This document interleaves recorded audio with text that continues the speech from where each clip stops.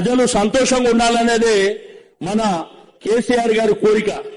కానీ ఇప్పుడు వచ్చినటువంటి ప్రభుత్వం ఆయనంట కేసీఆర్ గారు ఆనవాళ్ళు చేర్పేస్తాడంట.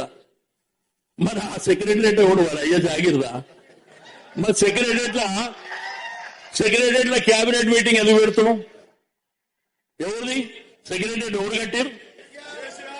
ఆ పక్కన 125 అడుగుల విగ్రహం డాక్టర్ బిఆర్ అంబేద్కర్ గారిది ప్రపంచంలోనే ఎక్కడ లేదు అంత పెద్ద విగ్రహం. ఎవరు కట్టారు? ఆడ పోలీస్ కమాండ్ కంట్రోల్ ఆడ పోయి మీటింగ్ లో కూర్చుంటారు కదా, మరి అది ఎవరు కట్టారు? కేసీఆర్ గారు ప్రగతి భవన్ పెడితే ఈ రోజు ప్రజాభవన్ అని చెప్తుంది. ఎవరు కట్టారు? మరి ఆనవాళ్ళు ఎట్లా తీస్తారు ఆనవాళ్ళు? మరి ఈ భారతదేశ చరిత్రలో ఒక రాష్ట్రాన్ని సాధించి భారతదేశ చిత్రపటంలో పెట్టింది ఎవరు? మరి ఆనవాళ్ళు తీస్తారు. ఎట్లా తీస్తారు?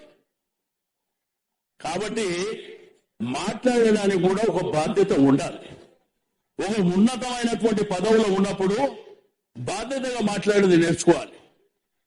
అంతేగాని నాకు నోరున్నది కదా, నా ఇష్టం ఉన్నట్టు మాట్లాడతా, నాకు అధికారం ఉందంటే అధికారం మా కొత్తనా? అధికారమే మన కొత్తనా?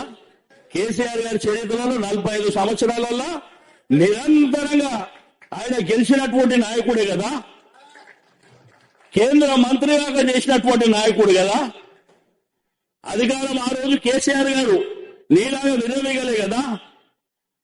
కాబట్టి ఒకటి గుర్తుంచుకోండి, ఎవరు విర్రవీగిన చరిత్రలో అది రాసి పెట్టి ఉంటుంది. అది జరుగుతుంది సందర్భం వచ్చినప్పుడు.